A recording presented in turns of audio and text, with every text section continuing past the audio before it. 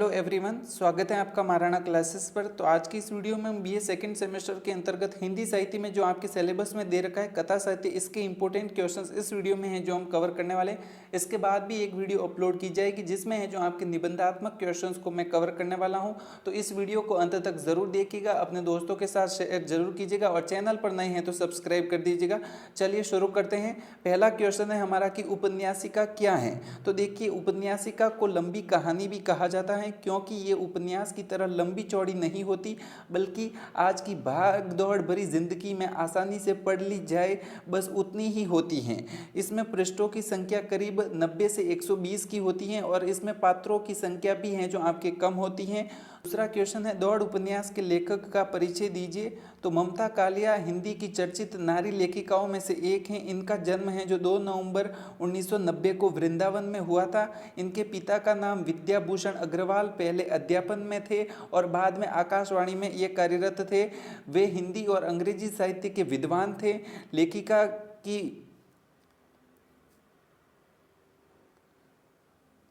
लेखिका की शिक्षा दिल्ली, मुंबई, पुणे, नागपुर और इंदौर शहरों में हुई।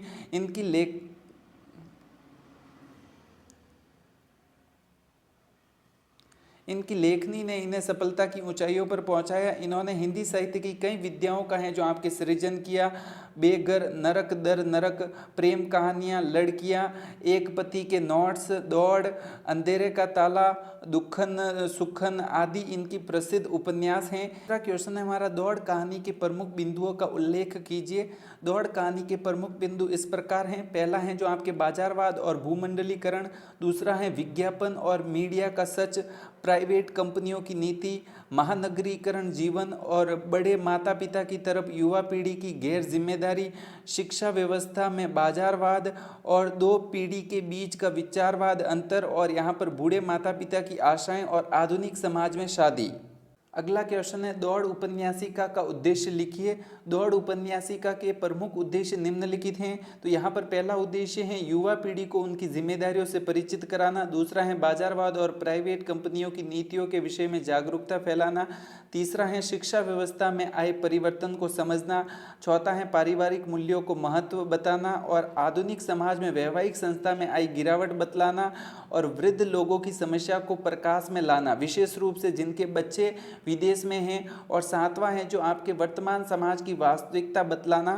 पांचवा क्वेश्चन है हमारा, दौड़ उपन्यास की कहानी में किसकी दौड़ दिखाई गई है। तो दौड़ उपन्यास की कहानी में निम्नलिखित दौड़ दिखाई गई है। युवा पीढ़ी की रोजगार पाने के लिए दौड़, युवा पीढ़ी की तरक्की और खूब पैसा कमाने की दौड़, प्राइवेट कंपनियों में सेल्स बढ़ाने की दौड़, माता पिता की अपने बच्चों को पाने की दौड़, महानगरों में खुद को काबिल बनाने की युवाओं की दौड़, सफलता को ही सब कुछ मानकर उसके पीछे भागने की दौड़, पारिवारिक जिम्मेदारियों से मुक्ति की दौड़। अगला क्वेश्चन है हमारा, दौड़ उपन्यास के पात्र और उनके बीच संबंधों का उल्लेख कीजिए। दौड़ उपन्यास के पात्र और उनके बीच संबंध।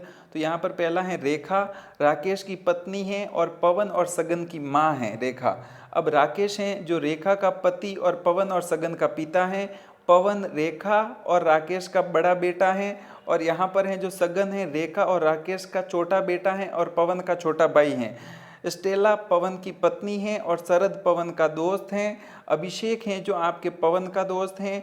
राजुल हैं जो अभिषेक की पत्नी है। अंकुर हैं जो अभिषेक और राजुल का बेटा है। और सोनी साहब कॉलोनी में हैं जो आपके पड़ोसी हैं। सातवां क्वेश्चन है कि दौड़ उपन्यास के मुख्य पात्र पवन का चारित्रिक चित्रण कीजिए। तो देखिए, दौड़ उपन्यास का मुख्य पात्र है आपके पवन और इसकी चारित्रिक विशेषताएं क्या हैं। तो दौड़ उपन्यास के मुख्य पात्र पवन महत्वाकांक्षी, खुले विचार वाला, गैर जिम्मेदार, पुत्र के संदर्भ में और मेहनती काम करने वाला, दोस्त के प्रति अच्छे व्यवहार वाला और पत्नी को सम्मान करने वाला, किताबी कीड़ा, लापरवाह माता पिता के लिए तथा मौका परस्त हैं। दौड़ उपन्यास के पात्र सगन का चरित्र चित्रण कीजिए। तो दौड़ उपन्यास के पात्र सगन घुमक्कड़, चंचल मन का, आत्म केंद्रित, परिस्थितियों से तालमेल बिठाने वाला, पढ़ाई में अच्छा, मेहनती, महत्वाकांक्षी और लापरवाह यह भी हैं। पवन के जीवन के मुख्य बिंदुओं का उल्लेख कीजिए। तो पवन के जीवन के मुख्य बिंदु इस प्रकार हैं। इलाहाबाद का रहने वाला है, रेखा और राकेश का बड़ा बेटा है और पढ़ने में मेहनती हैं और कुशाग्र बुद्धि का हैं। एमबीए करने के बाद वो अहमदाबाद में नौकरी करता है। कंपनी का नाम है जो आपके गुज्जर गैस कंपनी है। राजकोट में उसका तबादला हो जाता है। माँ बाप की अनुमति के बिना स्टेला से शादी करता है जो कि आपके अंग्रेजी लड़की हैं, और यहाँ पर नौकरी छोड़कर चेन्नई में नौकरी करने चला जाता है। पैसे कमाने के लिए पति पत्नी दोनों अलग अलग रहते हैं। अब यहाँ पर 10वां क्वेश्चन देखिए कि सगन के जीवन के मुख्य बिंदुओं का उल्लेख कीजिए। तो यहाँ पर सगन के जीवन के मुख्य बिंदु बचपन से चंचल हैं, शरारती और नटखट हैं, घुमक्कड़ हैं, कंप्यूटर हार्डवेयर में रुचि हैं और दिल्ली में कंप्यूटर कोर्स करता है। नौकरी के लिए ताइवान जाता है। ताइवान जाकर माँ बाप को फ़ोन नहीं करता, बस उधर मस्त रहता है। अधिक पैसे कमाने के लिए ताइवान में ही रहता है और माँ के बुलाने पर भी नहीं आता है। क्वेश्चन स्टेला के जीवन के मुख्य बिंदुओं का उल्लेख कीजिए। तो आपके स्टेला के जीवन के मुख्य बिंदु इस प्रकार हैं। खुले विचार वाली 24 साल की लड़की हैं, कंप्यूटर के पार्ट्स का है जो व्यवसाय करती हैं, पवन से शादी करती हैं, सास ससुर को सम्मान नहीं देती क्योंकि अंग्रेजी लड़की हैं तो कैसे देगी। पवन की माँ की आशाओं को नज़रअंदाज हैं जो करती हैं।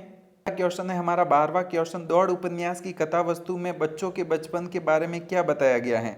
तो देखिए आपके दौड़ कहानी एक मध्यवर्गीय परिवार की है जिसमें रेखा, राकेश और उनके 2 बेटे पवन और सगन हैं। उनका परिवार इलाहाबाद में रहता है। सभी माँ बाप की तरह ये दोनों भी अपने बच्चों को एक सफल इंसान के रूप में देखना चाहते हैं। सगन बचपन से ही बहुत शरारती हैं। उसके बचपन की एक एक शरारत पवन उसको याद दिलाता है, जिसमें वे रात में बिस्कुटों की तलाश में वे दोनों रसोई घर में जाते थे। रसोई में है जो नाली में रास्ते में बड़े बड़े चूहे दौड़ लगाते रहते थे, उन्हें बड़ा डर लगता था। रसोई का दरवाजा खोलकर बिजली जलाते हुए सगन लगातार म्याऊं म्याऊं की आवाज़ें मुंह से निकालता रहता कि चूहे ये समझे कि रसोई में बिल्ली आ पहुंची हैं और वे डर कर हैं जो भाग जाए। अब क्वेश्चन, दौड़ उपन्यास में पवन लाइट कट जाने पर क्या करता है। तो देखिए यहाँ पर पवन का बचपन एक शांत, गंभीर और पढ़ाकू बच्चे का रहा है। अक्सर रात में लाइट कट जाया करती थी और पवन है जो परेशान हो जाता था। तभी उसकी माँ उसकी किताबें के चारों तरफ मोमबत्तियाँ जला देती थी, जिससे वह आराम से अपनी पढ़ाई है जो पूरी कर लेता था। वहीं सगन बिजली कटने की वजह से बहाने मारकर हैं जो घर से बाहर निकल कर हैं जो घूमता था। पवन की पहली नौकरी कहाँ पर लगी थी। तो यहाँ पर अपनी मेहनत के दम पर पवन को एमबीए में दाखिला मिला और उसकी चयन है जो भाईलाल कंपनी के एलपीजी यूनिट में प्रशिक्षु सहायक मैनेजर के पद पर हो गया था। पढ़ाई खत्म करने के बाद वह अहमदाबाद चला गया। अहमदाबाद में उसके एक नया शहर था और पहली बार वह अपने परिवार के साय से बाहर आया था। बाकी युवकों की तरह उसे भी मुश्किलों का सामना करना पड़ा। कहानी के इस बिंदु पर लेखिका ने छोटे शहर की जीवन शैली और महानगरीय जीवन शैली की तुलना की है। नौकरी और अच्छे भविष्य की चाह युवकों को बड़े बड़े शहरों की तरफ खींचती है और किस प्रकार खींच रही है लेखिका ने समझाने का प्रयास किया है। पवन शहरी जीवन में अभ्यस्त होने लगता है और उसके जीवन में स्टेला का है जो आपके प्रवेश हो जाता है। अगला क्वेश्चन है, बच्चों के बाहर चले जाने के बाद रेखा का जीवन है जो कैसे कटता है। तो पवन नौकरी के लिए अहमदाबाद चला जाता है और सगन कंप्यूटर कोर्स के लिए दिल्ली चला जाता है। रेखा है जो इन दोनों की माँ बिल्कुल अकेली हो जाती है और अपने बच्चों का बचपन याद कर करके दिन काटने लगती हैं। उसकी उम्मीदें उसके बच्चों से टकरा कर टूटने लगती हैं, जिसकी शुरुआत है जो आपके पवन की लव मैरिज से होती है। वाह, लव मैरिज कर ली, पवनी ने लव मैरिज कर दी। और दूसरी माँ की तरफ रेखा के भी अपनी बहू के प्रति कुछ अरमान होते हैं, जिसे नज़रअंदाज करते हुए अचानक पवन रेखा को अपनी शादी का समाचार देता है। समाचार सुनकर वह राजकोट पहुंचती हैं और वो पवन को रोक नहीं पाती, लेकिन स्टेला को अपना भी नहीं पाती हैं। पवन के स्वभाव में हुए परिवर्तन भी रेखा को परेशान कर रहे थे। उपन्यास के पात्र पवन का विवाह किस प्रकार हुआ। तो दूसरी माँ की तरह रेखा के भी अपनी बहू के लिए कुछ अरमान थे, जिसे नज़रअंदाज करते हुए पवन अचानक से हैं जो अपनी शादी की बात अपनी माँ तक पहुँचाता है और समाचार सुनकर वह राजकोट पहुँचती हैं और वो पवन को रोकने की कोशिश करती हैं लेकिन नहीं रोकता है और स्टेला को वह अपना नहीं मानती। मेरे माँ बाप और पवन स्टेला के बीच का वैचारिक अंतर पीढ़ियों के अंतराल में है जो आपके बदलता जा रहा था। क्वेश्चन है, दौड़ उपन्यास की कथा वस्तु में माँ बाप की आशा उम्मीदों के विषय में क्या बताया गया है। तो कॉलोनी में रहने वाले अधिकांश लोग एक साथ अपना जीवन जीते हैं। घटनाओं का क्रम भी लगभग एक समान ही चलता है। रेखा को अधिकांश लोग उसी तरह ही बच्चों में स्नेह के लिए तरसते हुए दिखाई दे रहे थे जैसे सोनी साहब। उनका बेटा भी पैसे कमाने के लिए विदेश है जो गया, जो अपने पिता की मृत्यु पर भी वापस समय पर नहीं आ सका। यह घटनाएं कॉलोनी में रहने वाले सभी लोगों के लिए एक कड़वा अनुभव थी। वह समस्या भी जिससे सभी गुजर रहे थे। लेखिका वृद्ध आश्रम से संबंधित पहलू भी दिखा रही हैं। उम्र के आखिरी पड़ाव में सभी माँ बाप के मन में एक ही प्रश्न है कि क्या उनके बच्चों की उनकी तरफ कोई जिम्मेदारी नहीं है? क्या इसी दिन के लिए उन्हें पाला पोसा था? क्वेश्चन है, ममता कालिया की कहानियाँ किस नाम से प्रकाशित हुई? तो 2 खंडों में अब तक की संपूर्ण कहानियाँ ममता कालिया की कहानियाँ नाम से प्रकाशित हुई हैं। उनकी शुरुआत 5 कहानी संग्रह की कहानियाँ एक साथ प्रथम खंड में तथा दूसरे खंड में उनके 4 कहानियाँ संग्रह को हैं जो शामिल किया गया है। अगला क्वेश्चन है, ममता कालिया द्वारा रचित उपन्यासों के नाम लिखिए। तो ममता कालिया द्वारा रचित उपन्यास बेघर, नरक दर नरक, प्रेम कहानी, लड़कियाँ, एक पत्नी के नोट्स, दौड़, ये सन इसका याद रख लेना भले ही 2000, अंधेरे का ताला, दुखम सुखम, कचर वचर, सपनों की होड़ डिलीवरी। तो ये सभी हैं जो आप याद रख सकते हैं। दौड़ उपन्यास का नायक कौन है? तो देखिए आपके दौड़ उपन्यास का नायक पवन है जो कि एक महत्वाकांक्षी व्यक्ति हैं। दूसरी यूनिट टोकरी भर मिट्टी, माधवेंद्र प्रसाद स्प्रे। तो जमींदार विधवा से झोंपड़ी हटाने के लिए क्यों कह रहा था? तो जमींदार को अपने महल पर बहुत घमंड था। उसके आलीशान महल के पास वृद्धा की झोंपड़ी उसकी आंखों को खटकता था, इसलिए वह विधवा से झोंपड़ी हटाने के लिए कह रहा था। जमींदार ने विधवा की झोंपड़ी हटाने के लिए कौन सी चाल चली? तो जमींदार के सब प्रयत्न निष्फल हो गए। तब उसने विधवा की झोंपड़ी हटाने के लिए जमींदारी वाली चाल चली जिसमें उसने वकील की झूठी दलीलों का सहारा है जो लिया। विधवा की झोंपड़ी से कौन सी यादें जुड़ी हुई थी जिसके कारण वह झोंपड़ी छोड़ना नहीं चाहती थी? तो यहाँ पर विधवा की झोंपड़ी में अपने जीवन की यादें जुड़ी हुई थी। उसी झोंपड़ी में उसका पति और इकलौता पुत्र की हैं जो मृत्यु हुई थी। साथ ही उसके पोतोहू भी 5 वर्ष की हैं जो बेटी को छोड़कर चल बसी थी, जिसके कारण वह अपनी झोंपड़ी छोड़ना नहीं चाहती थी। विधवा की पोती ने खाना पीना क्यों छोड़ दिया? अपने माता पिता का स्वर्गवास हो जाने के कारण तथा झोंपड़ी छूट जाने के कारण विधवा की पोती ने खाना पीना है जो छोड़ दिया था। बुढ़िया झोंपड़ी में से 1 कटोरी मिट्टी क्यों ले जाना चाहती थी? तो यहाँ पर अपनी पोती को खाना खिलाने के लिए चूल्हा बनाने हेतु 1 टोकरी मिट्टी बुढ़िया ले जाना चाहती थी। द्वारा टोकरी उठाने को कहने पर जमींदार नौकर से न कहकर खुद टोकरी क्यों उठाने लगे? विधवा के द्वारा बार बार हाथ जोड़ने और पाँव पड़ने से जमींदार के मन में भी कुछ दया जाग गई थी, जिसके कारण वह नौकर को न कहकर खुद टोकरी है जो उठाने लगे थे। जमींदार को विधवा के सामने किस प्रकार लज्जित होना पड़ा? तो जमींदार के द्वारा है जो विधवा के सामने 1 टोकरी मिट्टी उठाना न पाने के कारण उसे विधवा के सामने है जो लज्जित होना पड़ा। जमींदार द्वारा टोकरी न उठ पाने पर विधवा ने क्या कहा? तो देखिए जमींदार द्वारा टोकरी न उठा पाने पर विधवा ने कहा, महाराज नाराज न हो, आपसे 1 टोकरी मिट्टी भी नहीं उठाई जाती और इस झोपड़ी में तो हजारों टोकरियां मिट्टी पड़ी हैं, उसका भार आप अपने जन्म पर कैसे उठा पाओगे? आप इस बात पर विचार कीजिए। अगला क्वेश्चन है, आपसे 1 टोकरी भर मिट्टी नहीं उठाई जाती और इस झोंपड़ी में तो हजारों टोकरियां मिट्टी पड़ी हैं।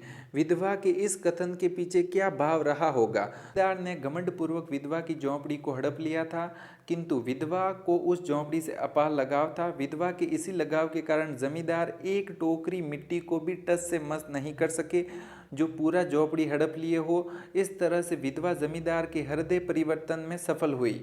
इस कहानी का शीर्षक 1 टोकरी मिट्टी क्यों रखा गया है? तो यहाँ पर 1 टोकरी भर मिट्टी कहानी में मानव मन की भावनाओं का सहज चित्रण हुआ है। विधवा बुढ़िया को अपनी झोपड़ी से लगाव था।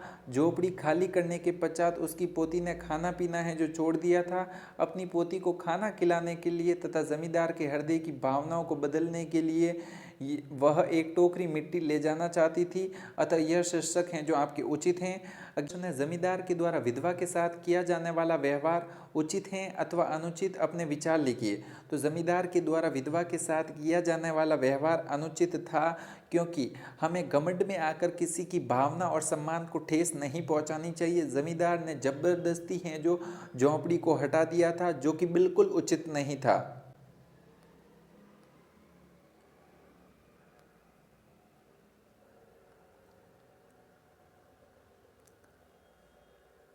अगली इसी के अंतर है शतरंज के खिलाड़ी जो कि प्रेमचंद है। शतरंज के खिलाड़ी कहानी की शैली क्या है? तो यह कहानी इतिहास शैली में लिखी गई है, लेकिन यथार्थवादी ढंग से इसकी भाषा और संवाद दोनों उस युग को जीवंत कर देते हैं।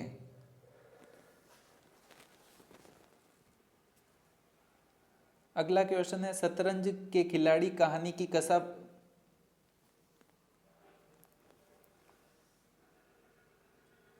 अगला क्वेश्चन है शतरंज के कहानी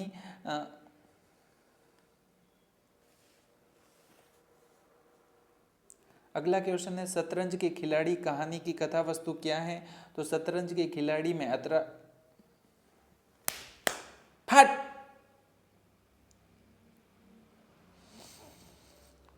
अगला क्वेश्चन है शतरंज के खिलाड़ी कहानी की कथा वस्तु क्या है? तो यहाँ पर शतरंज के खिलाड़ी कहानी में 1857 के संग्राम से पूर्व की अवध की स्थिति का यथार्थ चित्रण है जो किया गया है। प्रेमचंद ने इस कहानी में सीमांत समाज की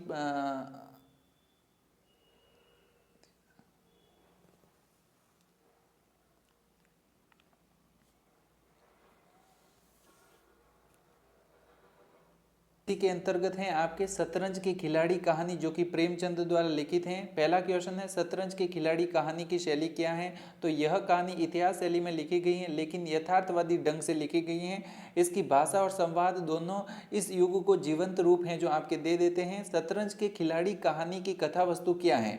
तो शतरंज के खिलाड़ी में आपके 1857 के संग्राम से पूर्व अवध की स्थिति का चित्रण किया गया है, जिसमें प्रेमचंद ने इस कहानी के माध्यम से सामंती समाज की पतनशीलता को आधार बनाकर इसका कथा वस्तु है जो आपके प्रस्तुत किया है।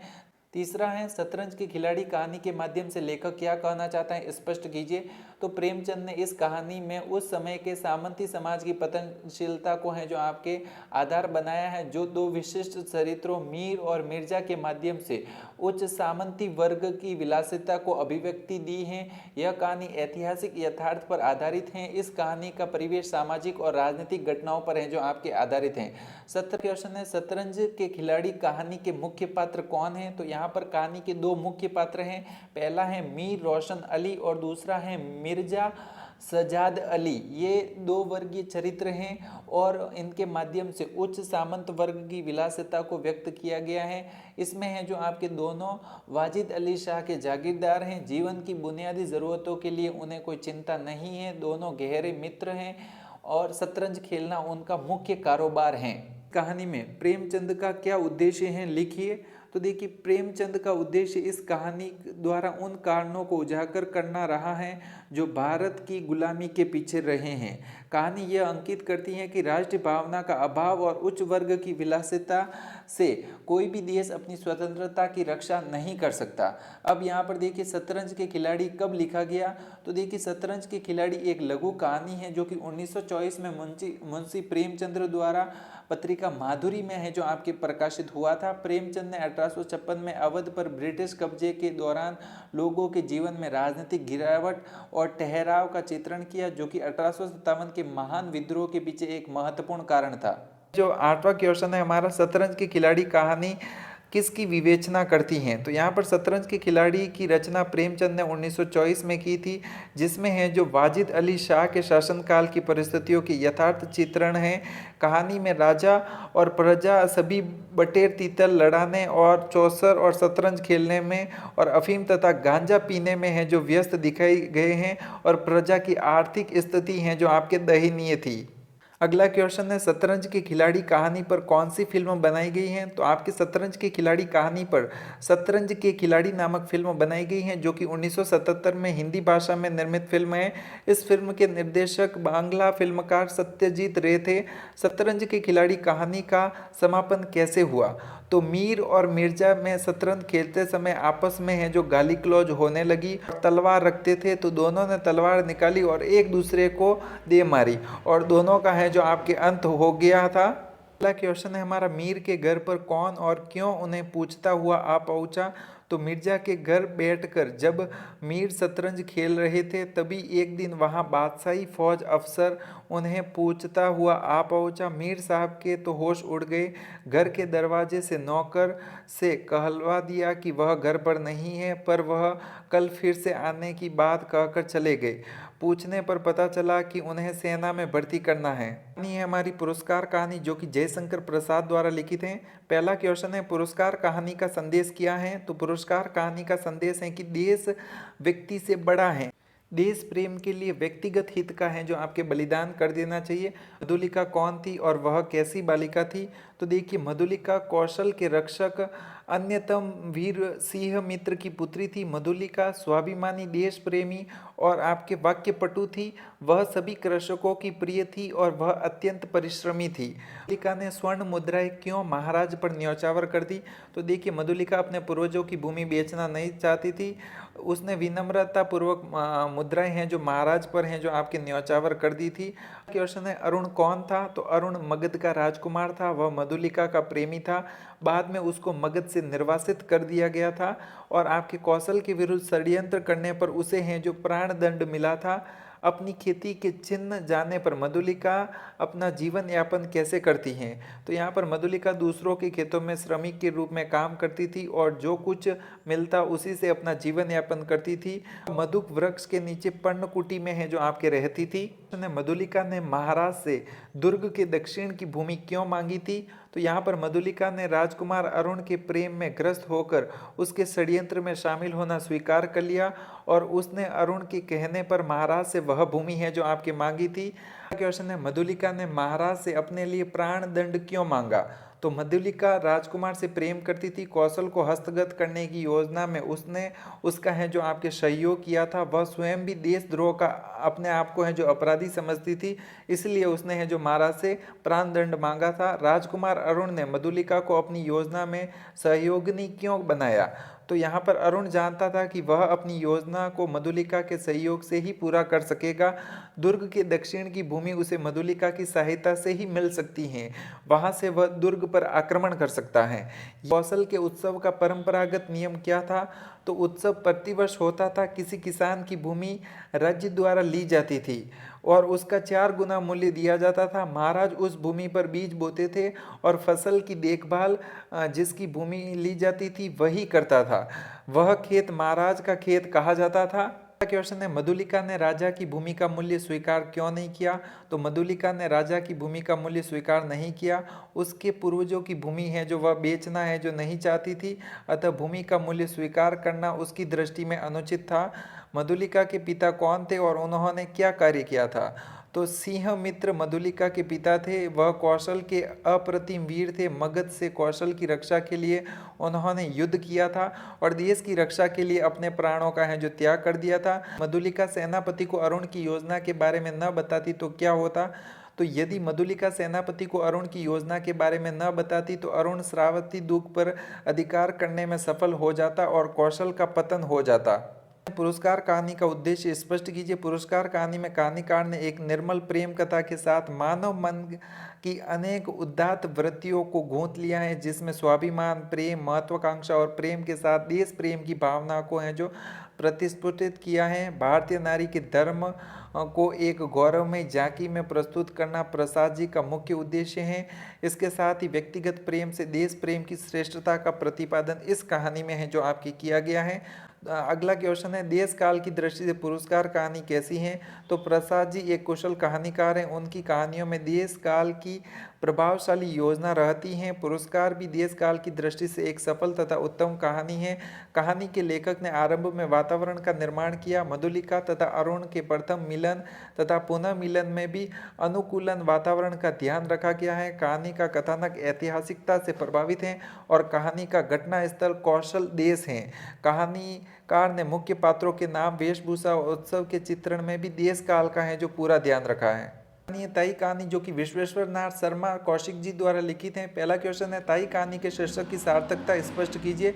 शीर्षक या नामकरण का कहानी तत्वों की भांति विशेष महत्व है। शिक्षक प्राय कहानी के मुख्य पात्र, प्रमुख घटना या किसी विशेष संदर्भ के आधार पर दिया जाता है।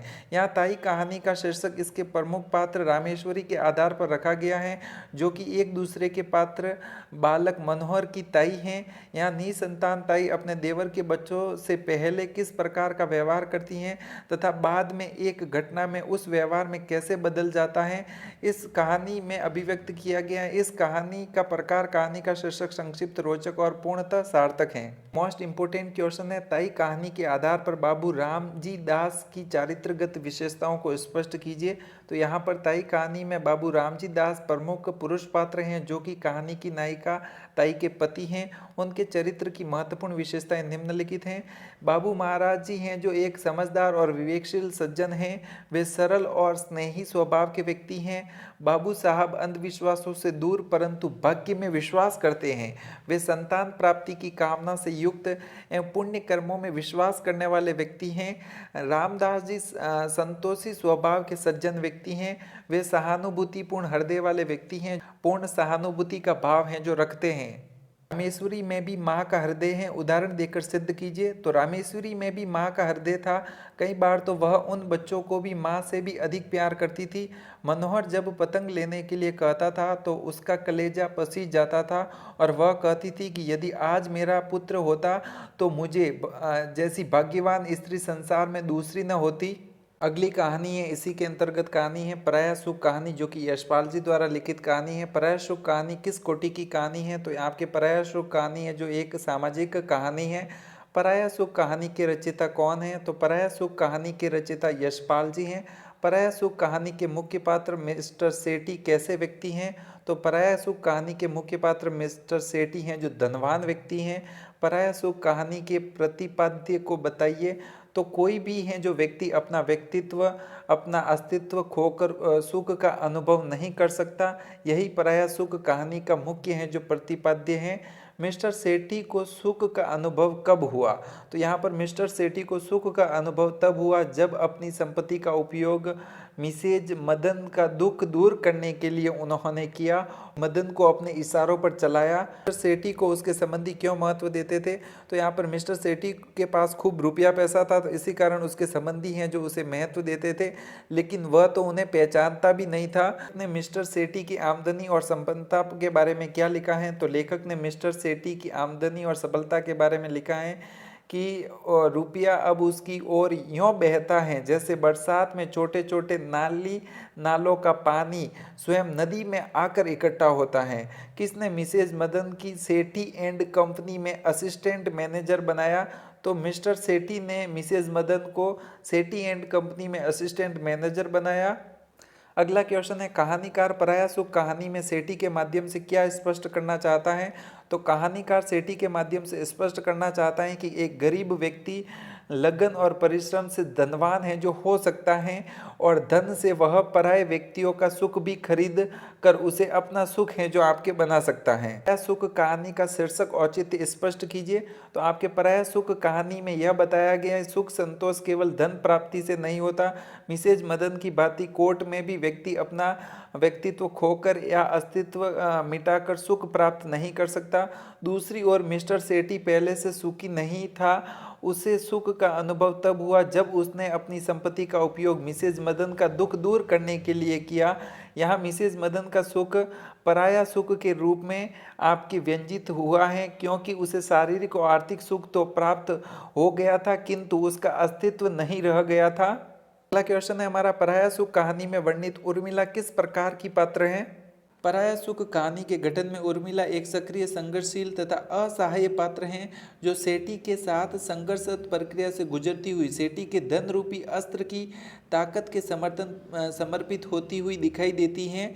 अगला क्वेश्चन है हमारा, कहानी पराया सुख में रचनाकार का दृष्टिकोण क्या है? तो यशपाल जी की यह कहानी एक प्रकार का वैकल्पिक पाठ है जिसकी टिप्पणी के बीच शब्दों में, जैसे कि यह कहानी मेरे लिए नहीं, पति को छोड़कर सेठी से ब्याह करने की बात, बेवफाई और सहानुभूतिपूर्वक नारी को लाचारी और मार्मिक पक्ष आदि के माध्यम से गढ़ा गया है, जिसके रचनाकार एक पूरा दृष्टिकोण है जो देखा जा सकता है। उर्मिला के प्रति सेठी के आकर्षण का क्या कारण है? तो उर्मिला के प्रति सेठी जी का जो आकर्षण है उसमें एक तरफ तो उर्मिला का सीमित साधन संपन्न होना और आपकी दूसरी तरफ है जो सेठी का आर्थिक शक्ति से संपन्न होना विद्यमान है, जहां वह अपने धन के बल पर उर्मिला और उसके पूरे परिवार को खरीदने की मानसिकता रखता है और दूसरी तरफ अपनी शर्तों से परिवार के सभी सही गलत बातों को मनवा सकता है, क्योंकि उसकी मानसिकता पर पूंजी है जो हावी हो गई थी। क्वेश्चन है पराया सुख कहानी की विषय वस्तु बताइए। तो पराया सुख कहानी की विषय वस्तु वास्तव में 20वीं सदी के नवीन विचार सूत्र और मापदंड हैं, जिनके अनुसार परंपरागत संस्थाएं टूटती हैं तथा बदलती हैं और नए स्थान पर नई स्थिति में धन का वर्चस्व ही सबसे अधिक प्रभाव है जो जीवन के सभी स्तरों पर अपना प्रभाव है जो डाल रहा है। पराया सुख कहानी किस कहानी संग्रह में प्रकाशित हुई? तो पराया सुख नामक कहानी यशपाल जी द्वारा लिखित एक महत्वपूर्ण कहानी है जो कि उनके कहानी संग्रह ज्ञान दान में संग्रहित है। पराया सुख कहानी में उर्मिला तथा मिस्टर सैनी दो प्रमुख पात्र हैं शरणदाता जो कि अज्ञेय द्वारा लिखित हैं। शरणदाता कहानी के लेखक कौन हैं? तो शरणदाता कहानी के लेखक अज्ञेय हैं। अज्ञेय का पूरा नाम बताइए। तो अज्ञेय का पूरा नाम हीरानंद सच्चिदानंद वात्स्यायन अज्ञेय हैं। नई कविता के पर्वत कवि कौन थे? तो नई कविता के पर्वत कवि थे आपके अज्ञेय। अज्ञेय किस कोटि के कहानीकार माने जाते हैं? तो अज्ञेय मनोवैज्ञानिक कहानीकार माने जाते हैं। अज्ञेय के किसी एक मनोवैज्ञानिक उपन्यास का नाम बताइए। तो शेखर एक जीवनी अज्ञेय का एक प्रसिद्ध मनोवैज्ञानिक उपन्यास है। शरणदाता कहानी किस परिस्थिति का चित्रण है? तो शरणदाता कहानी देश विभाजन के समय उत्पन्न सांप्रदायिकता की स्थिति का चित्रण किया गया है। रोटियों के बीच रखे खाने के पुर्जे पर क्या लिखा था? वह किसने लिखा था, क्यों लिखा था? रोटियों के बीच रखे कागज के पुर्जे पर लिखा था कि खाना कुत्ते को खिलाकर खाइएगा। वह कागज शेख अताउल्लाह की बेटी जुबेनिसा ने लिखा था, क्योंकि उसको पता चल गया था कि शेख अताउल्लाह दिवेल लाल को है जो मारना चाहता है। उस दिन उसके खाने में है जो आपके जहर मिला दिया गया था। हैं खेल जो कि इसी के अंतर्गत हैं, जो कि जैनेंद्र कुमार द्वारा लिखित हैं। पहला क्वेश्चन है मनोहर कौन था? तो मनोहर हैं जो सुरबाला का भाई हैं। दोनों भाई बहन गंगा के तट पर खेल में मग्न हैं। सुरबाला अपनी कल्पनाशीलता का सहारा लेकर हैं जो बाढ़ बना रही है, जबकि मनोहर अपनी चंचलता वश हैं जो गंगा के जल के साथ हैं जो खिलवाड़ कर रहा है। और के विषय में सुरों के क्या विचार हैं?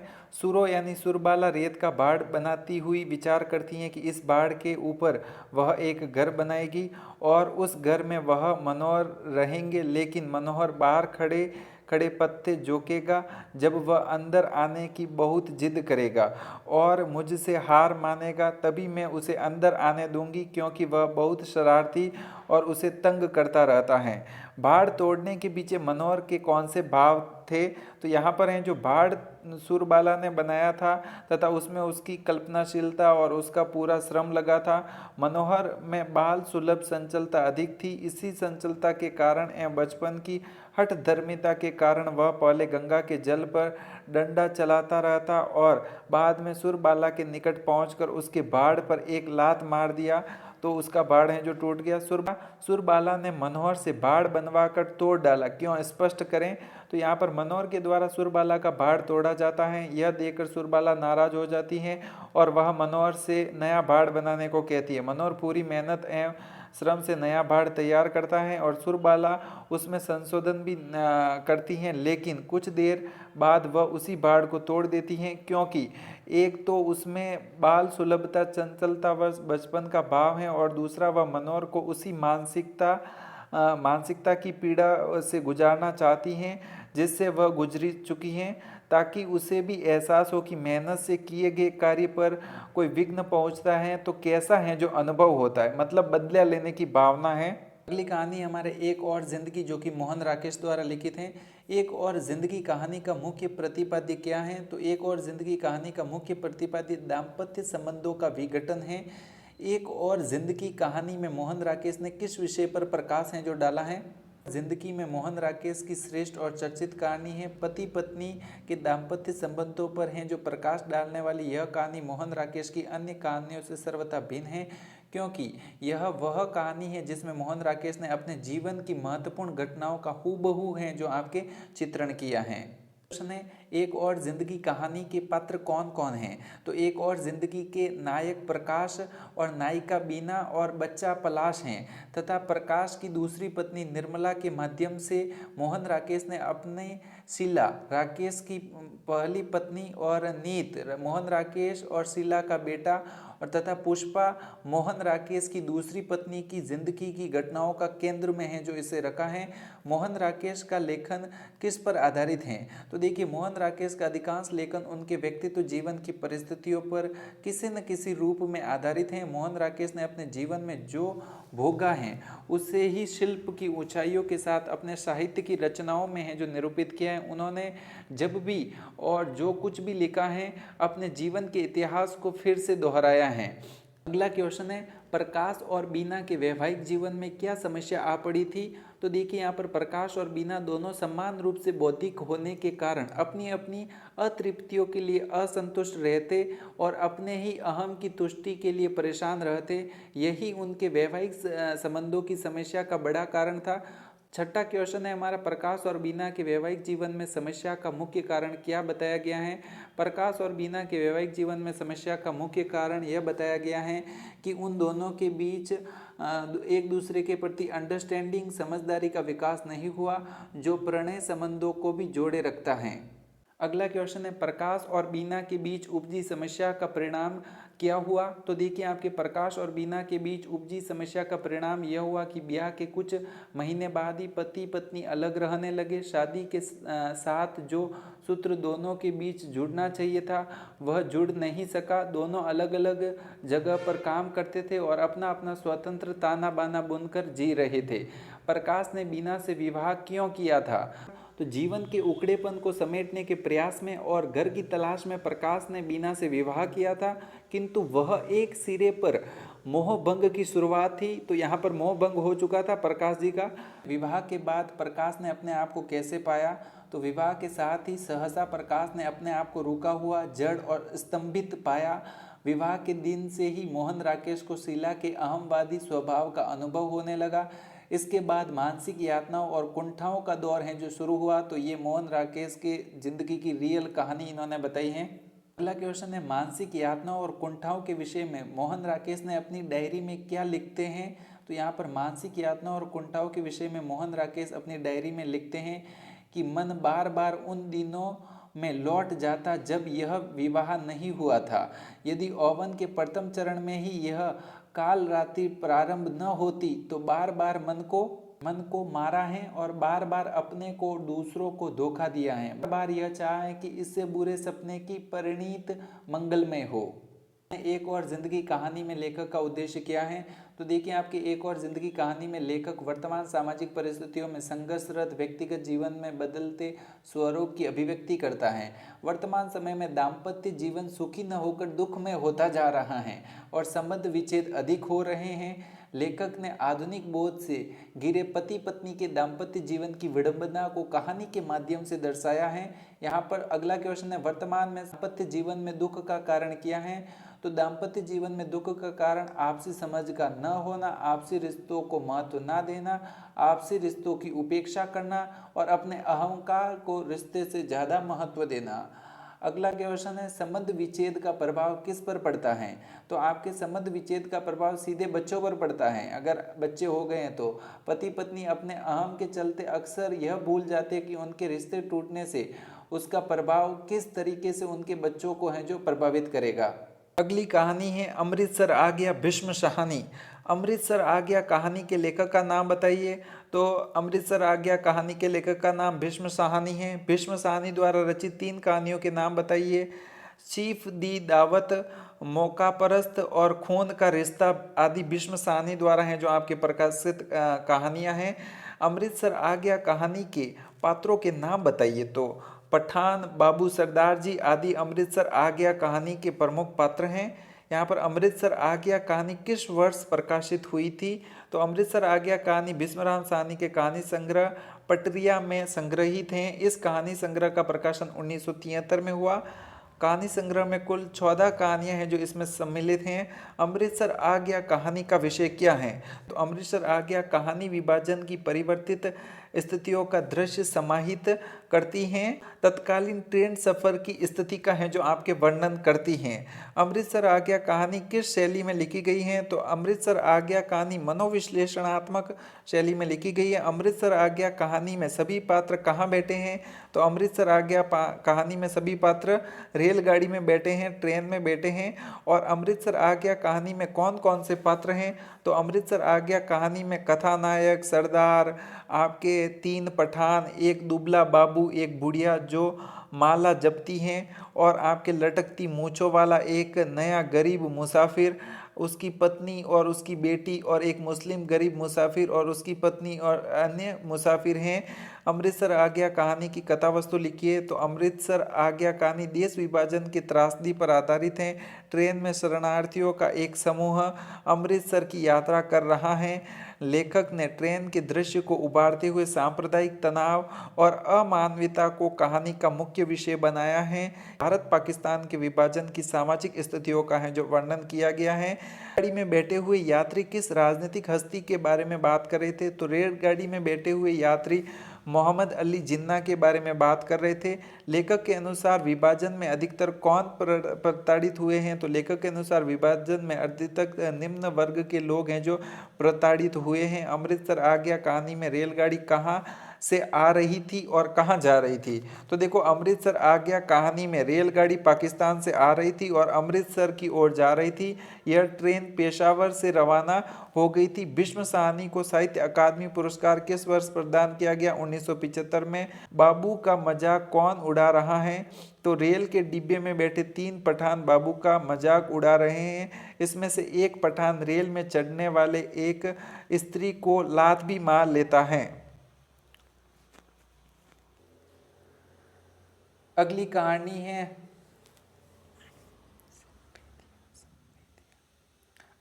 है संवेदिया।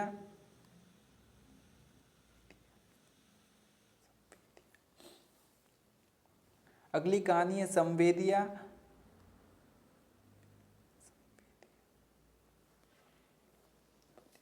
सनवदिया, सन्मदिया, सन्मवदिया, सनवदिया, सनवदिया, दिया।